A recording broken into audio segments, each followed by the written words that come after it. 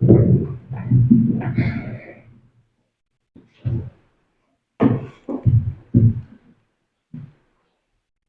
dia a todas. Bom dia a todos. Bom dia. Que a paz do nosso Senhor Jesus Cristo possa estar em nossos corações e nossas mentes. É com muita alegria e honra que nós retornamos novamente aqui no Meimei para refletirmos na manhã desse domingo bonito, ensolarado, sobre o tema Justiça Divina, a Justiça Divina em nós. Eu lembro aqui que amanhã, a partir do dia 1º de setembro, inicia-se o nosso 9º mês espírita em Londrina. Então, de amanhã até o dia 1º de outubro, nós teremos 25 palestras, 25 eventos, que serão não só em Londrina, também teremos palestras em Porecatu, em Jaguapitã, em Cambé, Rolândia e em Biporã. Então, o tema vem bem dentro desse nosso mês espírita, em ciência da psicosfera, e a necessidade de falar de justiça divina, até mesmo porque é um assunto que clama em nossos corações, clama em meu coração, e eu acho que é de vital importância para o entendimento das chaves necessárias para todos nós galgarmos os degraus maiores na evolução pessoal e espiritual de cada um de nós. Em 1922, foi descoberto a tumba de Tutancâmon, um faraó egípcio. E dentro da tumba de Tutancâmon foram descobertas uma série de preciosidades, de tesouros. Uma delas, os egiptólogos e os da época acharam muito interessante. Era uma placa de ouro, onde estava esculpida a seguinte figura. Era a figura de uma balança, onde com dois pratos. Em um dos pratos existia um coração. E no outro prato, uma pena de ganso. Ao lado da balança existia um monstro terrível, mais ou menos com a aparência de um crocodilo. Próximo da balança também existiam os deuses e a pessoa que estava sendo julgada, que era o próprio faraó. Isso é interessante porque nos revela a forma como que os egípcios viam o julgamento da alma após a morte. Ali, no caso, se o coração pesasse mais que uma pena de ganso, o monstro terrível do lado comeria o coração e a própria alma do faraó. Isso era a forma que os egípcios viam. Se a gente for olhar também na Grécia Antiga, a gente vai ver, uma alegoria que era a cultura da época, muito interessante. Eles tinham a seguinte visão, que corria-se o rio, salvo engano o nome, Estige e Acaronte, debaixo de cidades. Era um rio no subterrâneo. E esse rio era responsável de levar as almas do reino dos vivos para o reino dos mortos. E tinha uma peculiaridade bem interessante. As almas iam num barco. E o barqueiro, que se chamava Caronte, filho do deus da noite e da escuridão, ele cobrava para levar essas almas. Então, os gregos, quando morriam, era comum ser colocado na sua boca uma moeda, ou sobre os olhos moedas, para que o falecido pudesse pagar o barqueiro, o Caronte. Porque se não fosse pago, essa alma, segundo as tradições gregas, ficaria 100 anos vagando às margens dos referidos rios. É interessante que se a gente for analisar isso para hoje, mudou alguma coisa? Olha que coisa interessante de fazer essa comparação. No caso dos egípcios, também foram encontradas nas tumbas várias orações nas paredes, várias orações em forma de versos, aonde os que estavam então vivos deixaram registrado pedidos de misericórdia para o faraó, como se quisesse aplacar os erros porventura do faraó e que os deuses pudessem considerar o coração dele mais leve do que a pena de ganso. Hoje nós também fazemos essas preces, orações e rogamos por misericórdia divina pelos nossos entes queridos, pelos nossos amigos quando partem. Também assim fazemos. A gente vai ver que quando o cristianismo veio à Terra, esse pensamento, porque do grego, da cultura grega, nós sabemos que depois a grega foi envolvida pelos romanos e os romanos absolveram esses ensinamentos. Então, esse pensamento não era muito diferente e isso também passou para o cristianismo. A gente vai ver nas pinturas, sabe, em templos romanos antigos e inclusive até na Idade Média, a gente vai ver figuras de pessoas nuas sendo, sabe, envolvidas em um julgamento perante uma entidade superior e chorando muito. É interessante que esse simbolismo de se despir-se é como se naquele momento quem fez a pintura ou a cultura da época quisesse representar que no nosso julgamento perante Deus ou perante essa entidade superior, não importa aquilo de quem eu sou, eu estou despido. Se eu tenho minhas posses, eu despido de toda a minha posse material. Poder, eu estou despido. Tudo que é terreno, eu estou despido. Estou nu perante esse julgamento. E eu choro, porque provavelmente eu tive dificuldade de entender naquela existência e aquela cultura da época quem eu sou. Então, muito importa mais o que era quem eu sou, e aí depois de passar por lá o mundo dos espíritos, aí cai a real, que eu sou, e aí eu choro. Em algumas pinturas, inclusive, aparece muito o fogo, essas almas sendo queimadas. Aquela figura do inferno mitológico que foi se passando de cultura em cultura até chegar na cultura romana, da igreja romana da época. E não vai longe o tempo que nós também assim pensávamos. Será que quando chegou com o advento do Espiritismo, nós continuamos com esse pensamento de céu, inverno, de um julgamento que será num determinado dia que eu vou ter que encarar esse julgamento no dia do juízo final? Não é essa a visão que nós trazemos, muitas vezes, dos nossos arquétipos que aprendemos no passado? Então, para adentrar o tema, eu peço permissão de todos vocês para ilustrar de uma forma contundente, para a gente poder adentrar na visão do Espiritismo sobre a justiça divina. Era dia 17 de dezembro de 1961.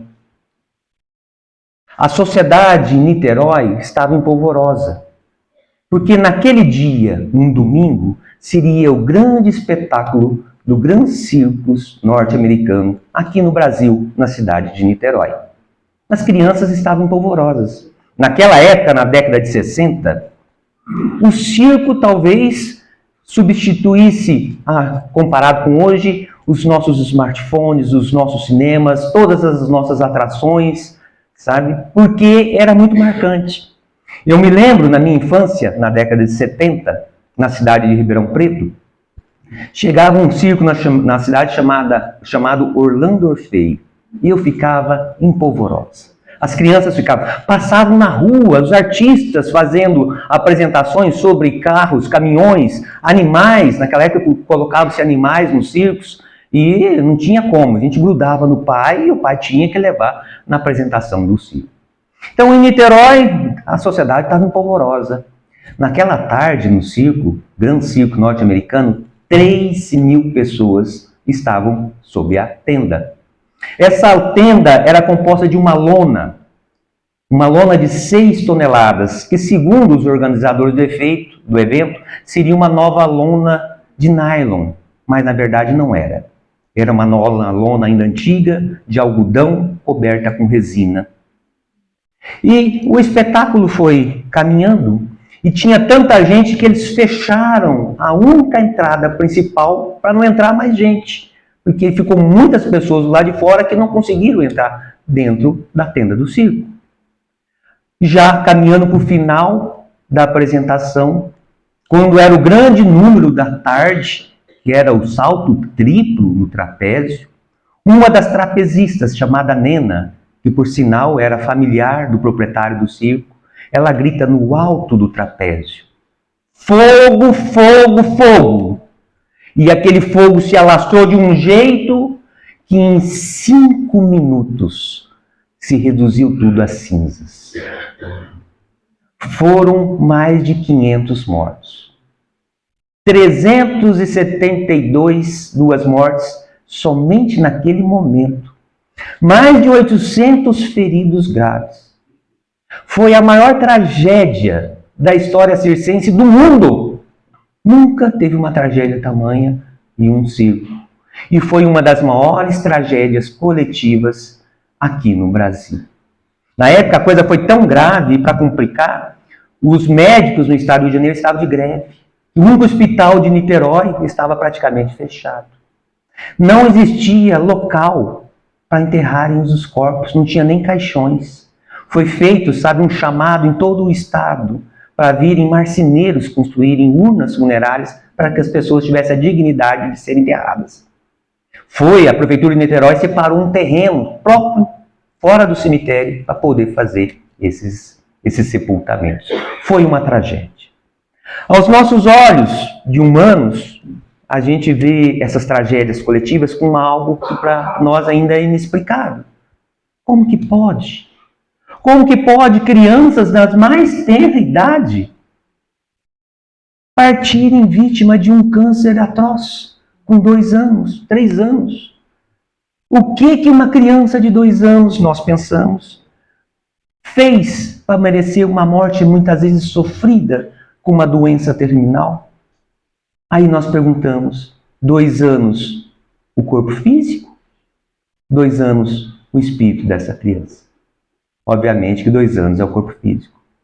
Somos seres imortais. A nossa vida, a gente costuma falar que nós temos várias vidas, mas se a gente for olhar mais profundamente, nós temos uma única vida. Uma única vida espiritual. Fomos criados simples e ignorantes para a imortalidade da evolução espiritual. Somos imortais. Então nós temos uma série de existências, experiências, existências físicas, encarnações, mas a nossa vida espiritual está toda interligada, porque é uma só. É uma só. Para a gente falar de justiça divina, nós temos uma certa dificuldade. Porque a nossa mente ainda de ser espiritual, encarnado no mundo de provas e expiações, e ainda, seres ainda espíritos, num estágio de inferioridade, que a gente tem dificuldade de compreender a justiça divina em nossas vidas. E uma das razões dessa é porque, por comparação, nós só temos a justiça humana. E a justiça humana, ela tem desafios intransponíveis. Quando um fato criminoso chega na justiça humana, um fato criminal, o dano já ocorreu. O dano já ocorreu. Seja o crime que for, ele já ocorreu. E a justiça humana, ela tem quais instrumentos para trabalhar com isso? Será que a justiça humana ela é capaz de recuperar o infrator? Olha os nossos presídios, as nossas custódias, tomadas, muito deles, por organizações criminosas. Como que é a recuperação do infrator nessa situação?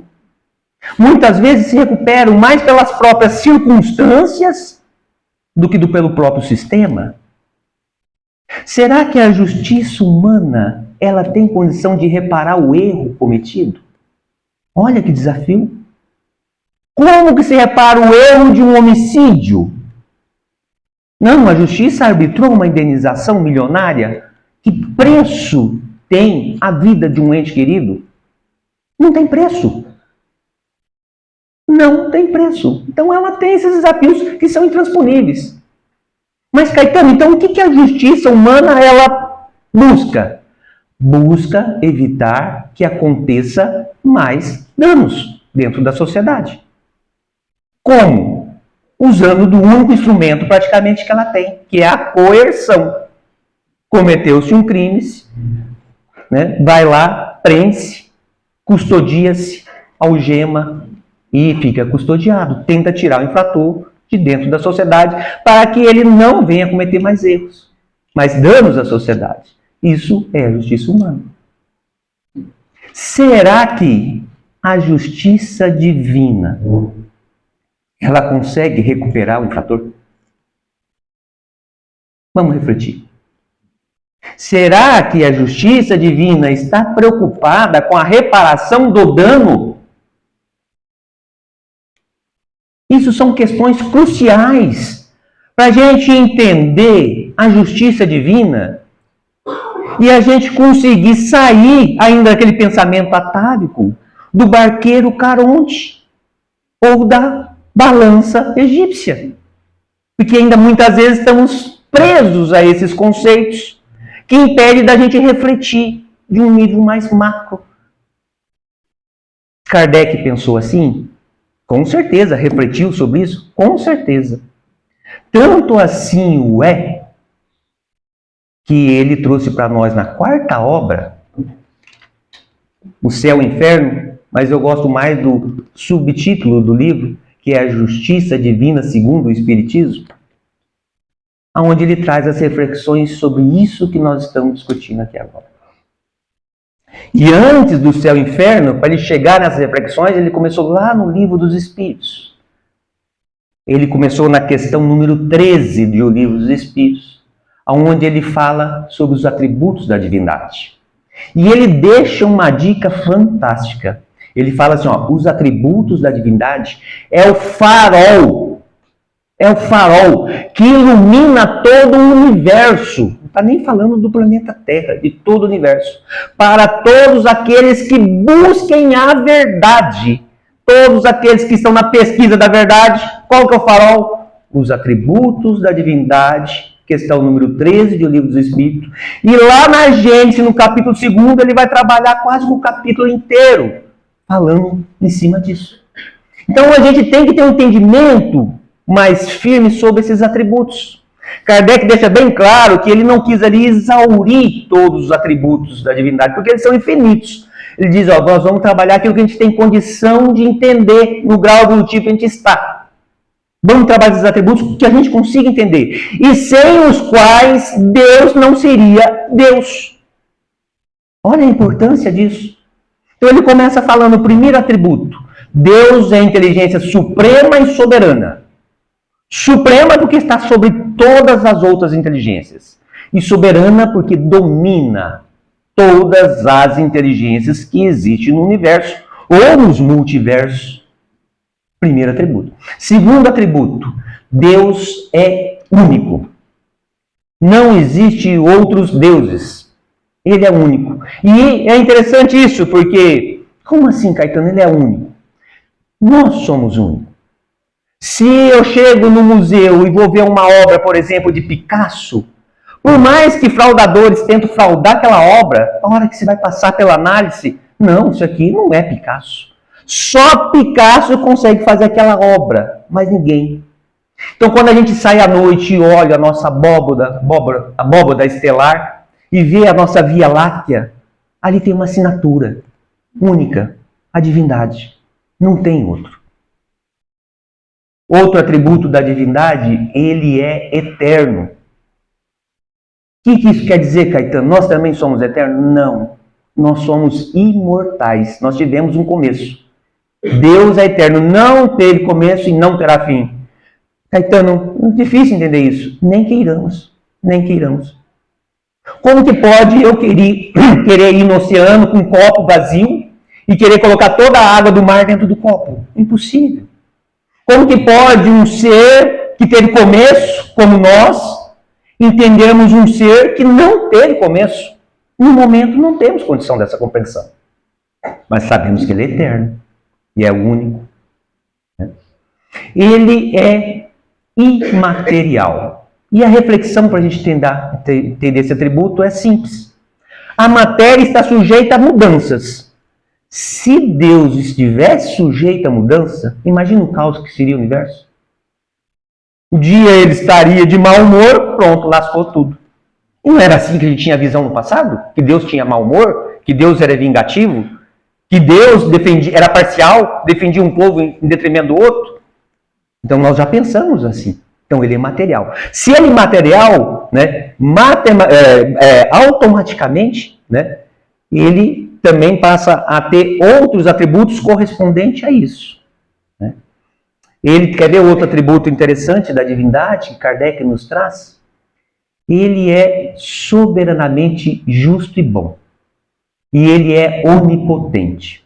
Onipotente quer dizer que ele O poder dele está sobre todas as coisas, ele é todo poderoso.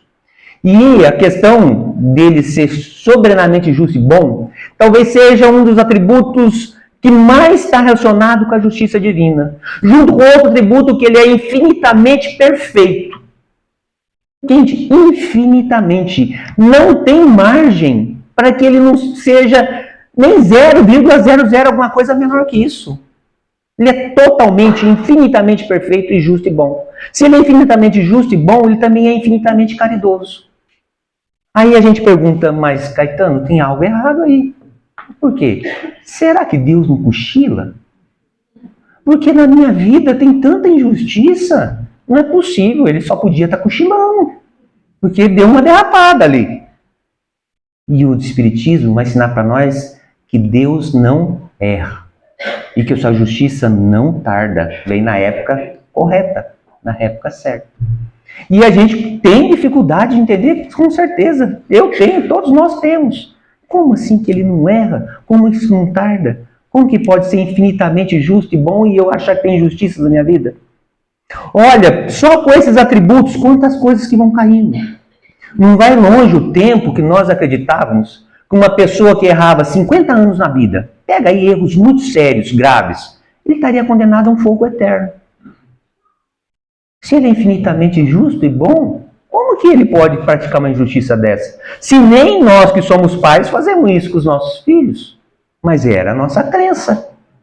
Olha só que coisa. Nós, às vezes, até hoje falamos isso. Teoria da graça. Não teoria da graça no sentido de bênçãos divinas para todos nós. Mas teoria da graça de parcialidade. Cai um avião. Agora, recentemente, não caiu um, que só teve um sobrevivente. E a gente vem falando, nossa, o sobrevivente, Deus olhou por ele. E os outros? Tinha 150 na aeronave, morreram 149. Os outros não eram filhos de Deus? Então, quando a gente começa a trazer os atributos da divindade para a nossa vida, a gente vai vendo que muitas coisas que a gente acredita e acreditava vão caindo. E assim o Espiritismo vai trazendo esse farol que nos vai iluminando. Após Kardec trazer essa análise dos atributos da divindade, aí ele entra com vontade, né, no Céu e Inferno, para escrever. O Céu e Inferno é uma obra, eu vejo assim, para mim, das maiores na educação. É difícil falar maior, porque todas são importantíssimas, né? Mas o Céu e Inferno, o que Kardec fez?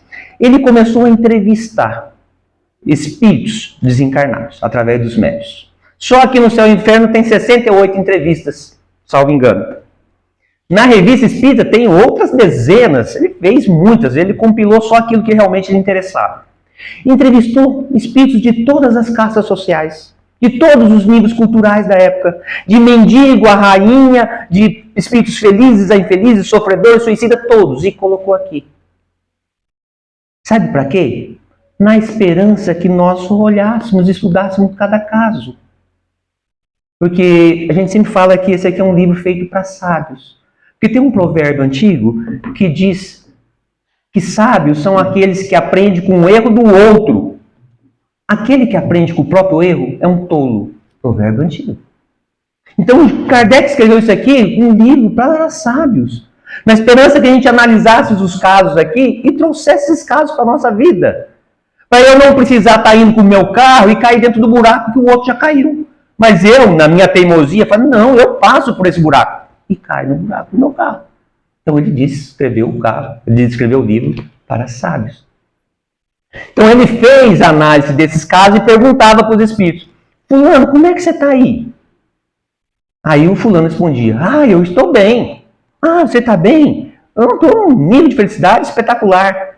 Então me conte como que você viveu. E ele começou a relacionar a vida da pessoa na Terra com o que ele vivia do lado de lá. Dessas 68 entrevistas, 18 são de espíritos infelizes. Os outros já não são tão felizes assim. E vai de espíritos que estão muito sofrendo no mundo espiritual. Aí ele fez essa relação. Depois que ele fez essa relação, que está na segunda parte desse livro, a primeira parte é todo o trabalho filosófico de Kardec e dos espíritos, irmãos venerandos da espiritualidade, da codificação. E nessa primeira parte, Kardec trouxe para nós o que eu chamo de constituição do espírito. Porque lá no capítulo 7 daqui, do livro do Céu e Inferno, ele traça 33 pontos num tópico chamado Código Penal da Vida Futura. Que se a gente seguir aquelas 33 artigos, podemos dizer assim, que ele nos trouxe, a gente vai dar um passo enorme. Porque são diretrizes fixas, certas, de que ele trouxe. Só para vocês terem ideia, depois que ele escreveu os 32 tópicos, o último 33, ele diz mais ou menos assim, resumindo, cada imperfeição nossa corresponde a um sofrimento. Sofremos porque somos imperfeitos. Aí no segundo ponto, questão lógica. À medida que a gente trabalha as nossas imperfeições e se livra delas, um nível maior de felicidade. Olha que objetivo fantástico. E terceiro ponto de resumo, que ele vai falar, todos nós, através da nossa vontade, veja só, quantos de nós temos vontade? Somos capazes de superar nossas imperfeições. Simples assim. Ele resumiu tudo aquilo que falou nesses 3 tópicos. A gente lê e fala, gente, é simples assim. E por que nós estamos milênios e patinando? Olha que coisa. Olha que coisa fantástica. Então, o Céu e o Inferno, para nós, segundo, é um livro feito para nós, sábios. Aqueles que querem aprender com os próprios erros serão os tolos. Muitas vezes nós mesmos, dando cabeçada, burrada, teimoso, com nosso orgulho. E tem aqueles que nem com os próprios erros. Aí está em situação mais difícil ainda. Uma situação muito mais difícil. Dentro desse Código Penal da Vida Futura, no item 16, Kardec vai trazer para nós explicações sobre a dor, sobre o sofrimento, explicações sobre traços, nossas faltas, nossas consequências, que é fundamental para a gente entender a justiça divina. Ele fala que toda vez que a gente comete uma falta, essa falta fica registrada no nosso QR Code espiritual, no nosso código de barra. Ela fica ali e ela vibra, porque o mundo, o universo é tudo energia, e isso vibra numa frequência que a gente não consegue esconder. Então, por mais que eu coloque uma máscara, por mais que eu me fantasie, os espíritos me verão verdadeiramente quem eu sou, porque eu vibro. Então, Caetano, lá atrás, 10, 15, 20 encarnações atrás, o que você fez? Quantas pessoas você traiu? Quantas coisas que você desviou? Tem homicídio? Não tem? Então, essas faltas ficam registradas. E enquanto eu não apagá-las, eu vibro essa sequência. Então, por mais que nessa existência eu esteja aparentando estar visivelmente assim bem, mas eu posso estar vibrando algo que eu trago lá de trás. As nossas sombras e dramas das nossas almas.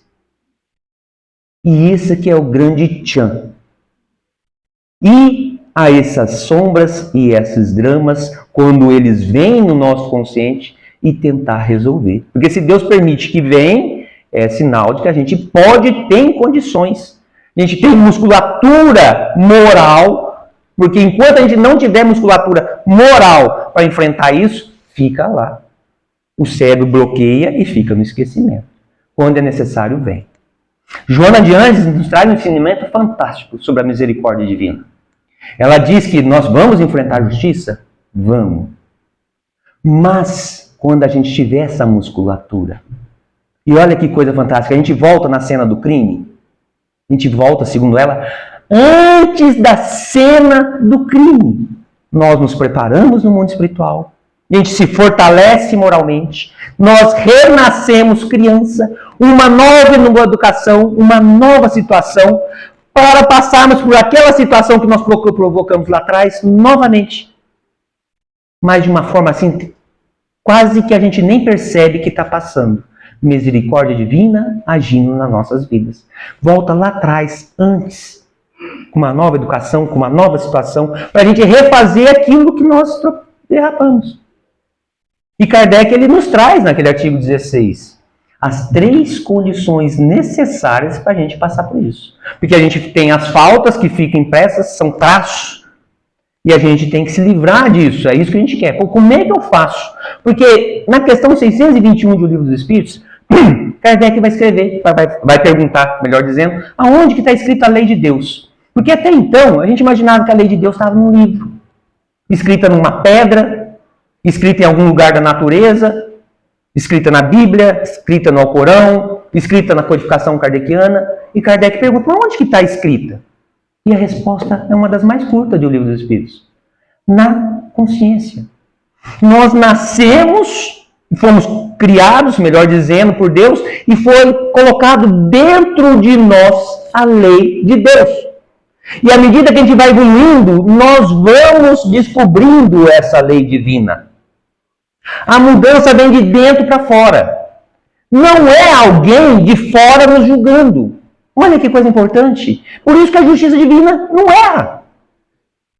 Porque essa justiça perfeita está na nossa consciência.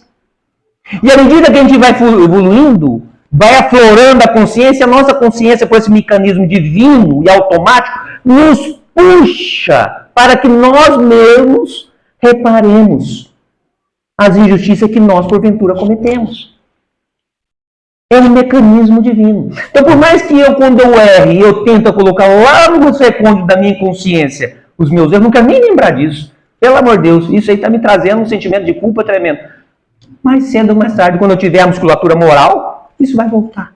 Porque é um mecanismo divino, a consciência vai fazer.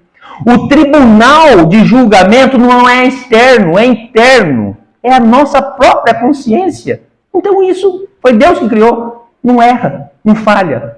E não tarda, vai vir na hora apropriada. Na hora correta. A hora que a gente tem musculatura para suportar. Voltando à questão dos traços e das faltas, toda falta, segundo Kardec, lá no Código Penal da Vida Futura, traz consequências. É óbvio. Então, quando nós erramos, desviamos, cometemos algum deslize, isso fica registrado, é a punição, entre aspas, punição, a nossa consciência nos julgando, vai ser igual para cada um? Não. Vai depender das consequências. Eu tive um deslize na área afetiva. E o meu companheiro, a minha companheira, entrou num processo depressivo. Se tratou e se recuperou rápido. É uma consequência. Outra, não conseguiu se tratar. Foi decaindo, caindo no buraco, no abismo da depressão e se suicidou. É outra consequência. Então, enfrentar essas consequências vai ser diferente de um para o outro. E é nosso tribunal da consciência que vai ditar como fazer e como agir. Então, isso fica marcado e a gente tem que enfrentar. Porque a justiça chega, a misericórdia chega primeiro, mas a justiça haverá de chegar para todos nós. Então, Kardec ele diz que tem necessariamente 3 quesitos, 3 condições, melhor dizendo, necessárias para que a gente possa passar por esse processo. O primeiro é o arrependimento. Isso é fundamental, é a base. Porque na maior parte das vezes a gente pensa que se arrependeu, mas verdadeiramente a gente não se arrepende. A gente tem um hábito de confundir arrependimento com remorso. Sabe, aquela dor, remorso, aquilo que está doendo. Nossa, eu fiz isso aqui, eu machuquei fulano, eu machuquei Beltrano, isso está me doendo. Esse remorso dói. É o primeiro, é um preâmbulo já para o arrependimento, mas ainda não é arrependimento. Arrependimento é quando eu mudo definitivamente a minha consciência, eu trabalho a minha consciência e transformo, e eu me mudo, eu me transformo em relação àquele fato que eu estava cometendo.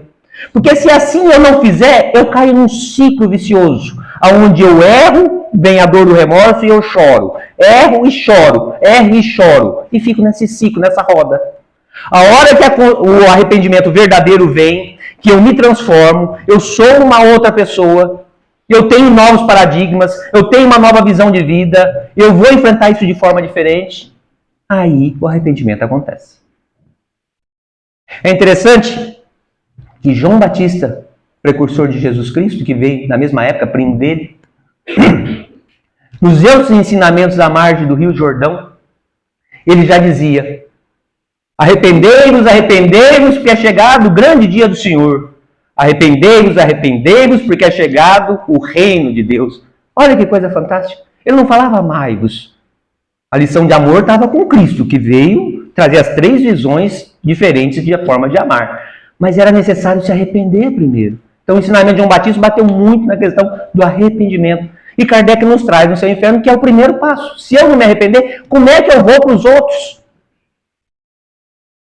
Se meu filho, no processo de educação familiar, comete um deslize e o pai vai lá arbitrariamente e tenta corrigi-lo sem ele ter consciência do erro, vai ser revoltado contra o pai. Quando isso acontece naturalmente, ele se arrepende e o pai percebeu, não, agora é a hora. Aí vai trabalhar a forma de passar por aquela situação. Aí, tipo assim, olha, de fato, a minha conta d'água aqui veio 3 mil reais em casa. Que absurdo, estou revoltado. Mas na hora que você vai ver que é porque estourou um cano dentro de casa e você negligenciou o conserto do cano, poxa vida, eu devo mesmo, né? Tem jeito, tem que ir lá pagar os 3 mil para Sanepar. Então é mais ou menos por aí.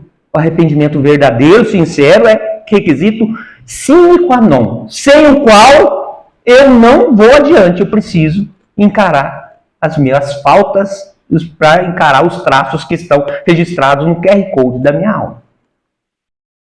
Kardec diz que o segundo passo é a expiação. Quando eu me arrependo, aí eu já vou ter musculatura moral para enfrentar a expiação. Quando a gente fala em expiação, até arrepia, né? Oh, meu Deus, expiação. Muitas vezes, pelo menos para mim, era sinônimo de dor, de sofrimento. E expiação nada mais é do que a maior pedagogia divina para a gente, pular para a evolução, um passo. Porque ela vai fazer conosco algo que, se deixar por nossa conta, a gente vai ficar empurrando com a barriga. Na expiação, a gente sai da posição de algoz para a posição de vítima, passando por algo semelhante àquilo que eu passei para outrem, para a comunidade, para a sociedade. Olha que coisa fantástica. Dá um choque psíquico. Imaginem um pai arbitrário, um marido opressor, um marido, sabe, abusivo, sabe? Pensa naquele machista, né, realmente totalmente fora da curva. Desencarna. Aí, quando a gente desencarna, a nossa consciência aflora mais, porque não vai estar distrita tanto com o cérebro físico. O cérebro físico tem essa função de bloquear, porque se vierem todos os nossos dramas e sombras do passado, nós não temos condições de suportar, psicologicamente falando, psiquicamente falando. Então ele bloqueia. Quando a gente desencarna, não tem o cérebro físico, então ela normalmente, essa consciência, ela abraça mais. Aí eu vejo, nossa, como que eu fui abusivo, como que eu fui arbitrário, como eu fui violento. E eu clamo, a minha consciência clama para eu reparar aquilo ali, passar por aquilo ali. Aí vamos fazer a análise, a melhor coisa para ele é um choque mesmo, um choque psíquico bem forte para dar esse tranco. Eu que era um machista clássico, renasço num corpo feminino. E aí? Como é que fica? Como é que eu enfrento isso? Você viu como que a expiação é para isso? A expiação, ela é pedagógica. Ela quer que você passe por aquilo mais rápido, para evoluir rapidamente. Porque o universo espera por nós. A divindade espera para nós para sermos co-criadores num nível cada vez maior. Então há essa necessidade. Deus também é infinitamente paciencioso, mas os mecanismos da consciência trabalham para que a gente possa fazer isso aí. E dentro da expiação tem algo muito interessante. Se o nosso Código Penal humano traz atenuantes e agravantes, a gente também, a nível espiritual, também temos nossos atenuantes e agravantes. Exemplo, vamos pegar aqui o livro A Vida Escreve, de Hilário Silva, psicografia do Chico Xavier. Lá tem uma passagem de um caso do Saturnino Pereira. Diz que Saturnino Pereira, não é porque ele era espírita, não, no livro ele era espírita, né? Saturnino Pereira, ele era um operário numa indústria. E um operário totalmente dedicado, zeloso, extremamente bondoso. Todos os funcionários e os patrões adoravam o Saturnino. Diz o livro que um determinado dia ele trabalhando numa máquina, a máquina engoliu o braço dele. E ele começou a gritar, os amigos correram lá, desesperados, e o Saturnino estava lá com o braço dentro da máquina. Conseguiram tirá-lo, levar para o hospital, todo mundo desesperado. Passou pela cirurgia, aí o médico vem e traz, olha, infelizmente felizmente nós conseguimos fazer com que ele não perdesse um braço. Mas infelizmente o dedo polegar dele não teve jeito, teve que ser amputado. Aí as pessoas ficavam, mas onde que está a justiça divina? Justo Saturnino? Por que não o fulano? Aquele cara lá provoca o caos dentro da indústria e com ele não acontece nada. Injusto com o Saturnino, por que coincidente com o Saturnino? E não conseguiam compreender. O próprio Saturnino ficou, meio burocochô. Aí quando ele se recuperou um pouco, ele participava dos estudos mediúnicos, onde ele frequentava, na casa que ele frequentava. Na primeira sessão, o mentor se comunicou e disse assim, Saturnino, Saturnino, regozijai-vos. Não vai longe o tempo onde você, como senhor de grandes posses, pegou um dos seus melhores funcionários e por um acesso de fúria, enfiou o braço dele dentro da moenga de cana-de-açúcar. E aquela imagem daquele sangue avermelhado junto com o caldo da cana ficou impregnado na sua consciência. E no mundo espiritual você clamou para renascer numa família simples, humilde, operário. E que você pudesse, em um determinado momento da vida, passar pela mesma situação e perder o seu braço mais útil. Mas a tua ação no bem, no amor, tudo que você construiu, você teve atenuante. Perdeu só o polegar. Atenuante. Quer agravante? Tem agravante. Caso Antônio Olímpio, nos livros Ação e Reação, do André Luiz. Antônio Olímpio era uma pessoa também de posse, mas só queria mais e mais. A tal ponto que quando os genitores faltaram, ele levou os dois irmãos para um passeio no lago, embebedou-os, e lá no meio do lago ele empurrou os dois para dentro d'água. Os dois morreram afogados. Esses irmãos, que também tinham um nível evolutivo inferior, no mundo espiritual começou a perseguir Antônio Olímpio. A tal ponto que ele enlouqueceu. A mulher dele acabou também se suicidando por outras questões do passado. E quando Antônio Olímpio voltou para o mundo espiritual, totalmente obsediado, continuaram obsediando o filho dele, que ia na mesma linha do Antônio Olímpio. A tal ponto que quando ele chegou ali com o seu mentor espiritual, tinha mais de 300 obsessores ali na casa. Caso de agravante. Agravante, olha que coisa. Então também temos as agravantes e as atenuantes. Para por aí? Não. Há muito tempo atrás, a minha base religiosa era católica. E tinha algo que a gente estudava lá no catecismo que não me entrava na cabeça de jeito nenhum. Dizia mais ou menos assim, todo pecado será perdoado, menos aquele cometido contra o Espírito Santo. E como assim? Na nossa visão de católico, o Espírito Santo e Deus e Jesus eram a mesma pessoa. Então, como que Deus não perdoa? Não é possível Deus não perdoar. E eu levei muito tempo para compreender, só depois quando eu vim para o Espiritismo que eu fui entender isso. Eu posso,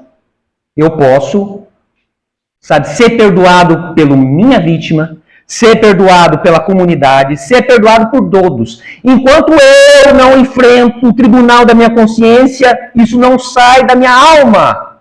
Pecado que não é perdoado. Eu, como ser divino, Deus, reino de Deus, e Deus lá está dentro de cada um de nós, eu não me perdoo. Olha que coisa fantástica. Coisa fantástica. E quando a gente fala de perdão, é interessante. Por quê? Porque essa noção de justiça, como que vai mudando com o tempo? Lá atrás nós tínhamos olho por olho, dente por dente. Era rígido, era pesado. Mas para aquela época já foi um avanço enorme. Porque se uma pessoa cometia um roubo, eles iam lá e cortavam sua mão. Não cortava a outra. Até então, quando uma pessoa cometia um crime, aquele que se sentia injustiçado ia lá e trucidava ele. Cortava a mão, as pernas, a cabeça, o pescoço, matava e se trucidava. Então colocou um limite. Colocou um limite para a época, para a justiça da época, para poder se ter justiça humana. Já foi um avanço. Quando Cristo veio, o advento do Cristo na Terra, ele quebrou um dos maiores paradigmas que até então existia. Porque a lei de amor já existia. Já está, a gente vai ver lá nos livros do Antigo Testamento, já falando sobre a necessidade de amar e amar ao próximo e a si mesmo. Mas Jesus veio falar sobre o perdão, que para o judeu na época isso era a lei do olho por olho, dente por dente. Então nós temos necessidade de trabalhar o perdão. E eu falo mais, basta? Não. À medida que a nossa compreensão for aumentando, o perdão vai ficar para trás. Por quê? Porque a gente não vai ter necessidade mais de perdoar. A gente vai chegar num nível de evolução que é onde a gente não vai sentir mais ofensa, a gente não vai sentir mais agressão. E quando nós chegarmos nesse nível, a gente não vai perdoar, porque a gente não perdoa aquilo que nos ofendeu, que não nos ofendeu. A gente não vai se sentir ofendido. Então, quando a gente fala assim, Deus perdoa, é uma forma da gente falar. Porque no fundo, Deus, se Ele estivesse perdoando, Ele estaria se sentindo ofendido. E Ele não se ofende. Então, a gente vai estar no nível mais superior e vamos passar deixando o perdão para trás. Olha que coisa fantástica. E é assim que a gente vai evoluindo para sermos seres celestiais. Seres celestiais. Arrependimento, expiação. Kardec parou por aí? Não. Para você tirar esse pecado da tua alma, precisa um passo final. Qual o passo? Reparação. Reparação. Aí a gente já vai estar com a musculatura moral já bem fortalecida. Foram experiências da academia da vida, fortalecendo os nossos bíceps, as nossas pernas, espiritualmente falando, e vamos ter resistência para encarar as nossas consequências do passado. Mas quem planta só pimenta, vocês acreditam que vai conseguir colher sozinho? Um campo de pimenta, você imagina, a hora que você fez a borrada, fala, meu Deus do céu, era só uma sementinha, olha o que isso virou, eu não consigo nem entrar lá dentro que arde todos os meus olhos, como que eu vou colher isso? Não, mas é você que vai ter que colher. Aí entra a misericórdia divina.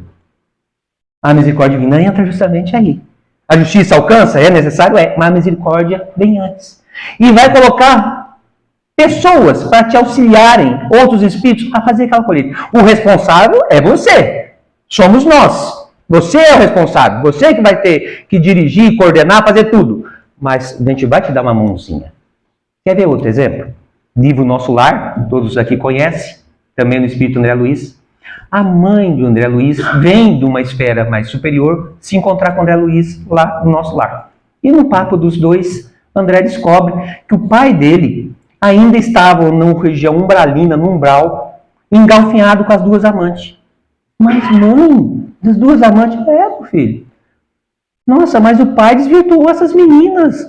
Como é que está a situação? Eu falei, não se preocupa não, já está tudo planejado. O teu pai vai reencarnar e vai receber as duas amantes como filhas dele. Mas mãe, ele está tudo desequilibrado. Como é que ele vai fazer para educar essas meninas? Não se preocupe, meu filho. Eu estarei lá. Eu serei novamente a sua mulher. Quando a gente fala de reparação, além da misericórdia, entra o amor. E o amor para nós é algo ainda totalmente inexplicável, fora de compreensão.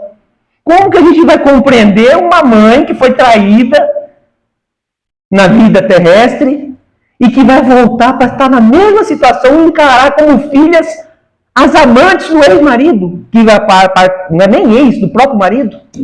Só o amor para explicar uma coisa dessa.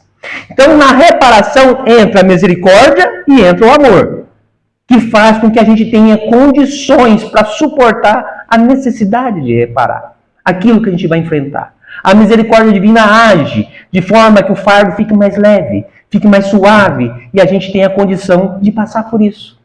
E se a gente ser sempre firme na nossa convicção do bem, na hora que a gente menos perceber, passamos. Quantas coisas da nossa vida, quando a gente olha para trás, fala assim, meu Deus, passou. A gente olha e dá a impressão que não teria nem forças para suportar. E no momento veio a força. A gente veio que vieram outras inteligências para nos ajudar a colher o nosso campo de pimenta. Uma coisa fantástica, espetacular. Caminhando para o final, estamos avançando. Interessante que eu trouxe o caso do Grand Circus norte-americano para ficar bem marcado para a gente refletir. Em casa, nos momentos que a gente tiver. É pesado para a nossa visão humana, mas é interessante para a gente refletir. E eu falo isso porque quando eu tive essa essa resposta na época, eu refleti muito, mas muito. Eu acho que vai ajudar, para quem ainda não sabe, as correlações vai ajudar para refletir bastante sobre justiça divina. Diz Chico Xavier, ou melhor, diz Humberto de Campos, o irmão X, através de Chico Xavier, no livro Cartas e Crônicas, tem se eu não me engano, o capítulo é o 6º, o item é o 6º, que fala sobre a tragédia no circo. É fantástico. Isso é fantástico porque, além de estar ali, eu já tinha ouvido o próprio Raul Teixeira comentar sobre isso muito tempo atrás, sobre esse caso. Raul Teixeira, acredito que todos conhecem, é um confrade nosso, palestrante, que há alguns anos atrás passou por um AVC e continua no movimento, está participando, recuperou bastante, mas ele era um palestrante, principalmente na área de física, ele era físico, é físico, fantástico. E ele diz que em 1961, ele morava em Niterói, ele tinha 11 anos de idade, e tinha o ingresso para ir, naquela tarde de domingo, no Grand Circus norte-americano. Eu me coloco na posição, fico imaginando eu, ansiedade, eu com o ingresso na mão para ir no Orlando Orfei, e só esperando meu pai chegar para me levar no circo. Diz ele que o pai dele, por causa do serviço, outras coisas, não chegou. Não conseguiu chegar a tempo de levar no circo. E ele ficou na porta de casa, olhando, o circo ficou instalado lá na Praça dos Expedicionários, na região central de Niterói. E ele ficou ali, se reclamando, clamando, porque ele queria estar no circo. E dali mesmo ele viu as fumaças e, sem entender nada do que estava acontecendo, veio saber da tragédia.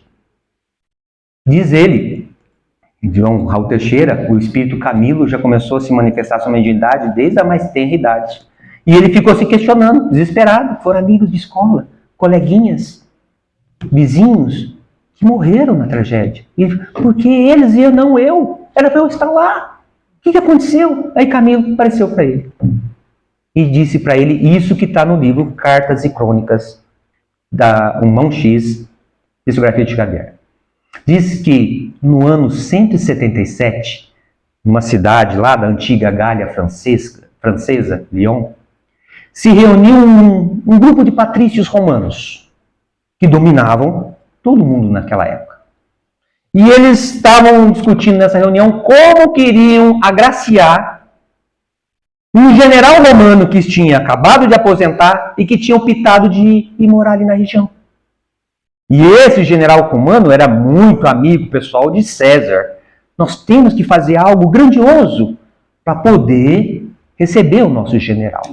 Lúcio Galo, o nome do general. Aí eles, naquela infeliz reunião, começaram a discutir o que fazer. Aí uns falaram assim, ó, vamos pegar as nossas melhores bailarinas e vamos levá-la para o palco para agradecer e agraciar Lúcio Galo. E eles falaram assim, tudo bem, podemos fazer isso, o dirigente da reunião falava. Mas lá em Roma, ele tem as melhores bailarinas. Esqueça, vamos inventar outra coisa, vamos pensar em outra coisa. Aí um outro gritava assim, vamos fazer um show de aurochs. Aurochs era um bovino que foi extinto no século 17, 18, enorme, mais de 2 metros de altura, chifres de mais de 70 centímetros, totalmente pontiagudos. E eles colocavam esses animais para um matar o outro lá dentro da arena. E falava assim, tudo bem, mas nossos aurochs já estão cansadinhos, já estão mais velhinhos, vamos pensar em outra coisa. Vamos fazer um show de gladiadores? Nossa, Lúcio Galo adora ver sangue na arena.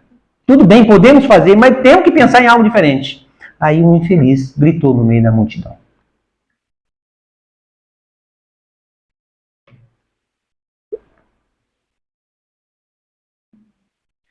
Os cristãos às feras! Os cristãos às feras! Essas pragas humanas que se encontram em todos os campos, precisamos acabar com eles! Os cristãos às feras! E assim despertou a luz na cabeça do dirigente. Isso, os cristãos às feras, mas vamos fazer diferente. Esta noite, junto com os soldados romanos, vamos sair pela cidade. Vamos prender cerca de 1000 mulheres e crianças. E amanhã à tarde, no domingo à tarde, haveremos de ir para a arena. Vamos fechar a arena com paliças. Vamos cobri-las com resinas. Vamos colocar ali as mulheres e as crianças. Vamos soltar os leões e vamos soltar os aurochs. que virão desesperados. Aqueles que não morrerem pisoteados vão atear fogo e morrerão queimados. Isso! Bradou a galera. Isso! Vamos, vamos! E naquela famigerada noite, cerca de 1.000 patrícios romanos, cerca de um grupo de patrícios romanos foram e prenderam cerca de 1.000 crianças e mulheres cristãs da época. E no outro dia, no domingo à tarde, estavam em fila, em aflições, ansiosas, desesperadas para o martírio da morte. Aí, quando Camilo disse isso para Raul Teixeira falou assim, meu Deus, 11 anos, foi um desencarne coletivo? Sim.